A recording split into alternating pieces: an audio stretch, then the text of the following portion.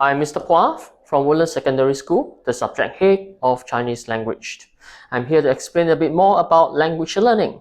When it comes to language learning, the most important thing is your input and output. So if you enjoy reading, watching shows in your mother tongue language, that's where your input are. And if you enjoy and you are able to speak in mother tongue languages with your family, you enjoy writing, that's where your output are.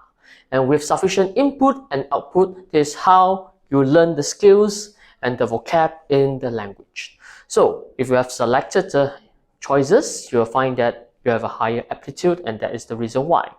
If you are interested to find out more, please check out our other videos. Thank you so much.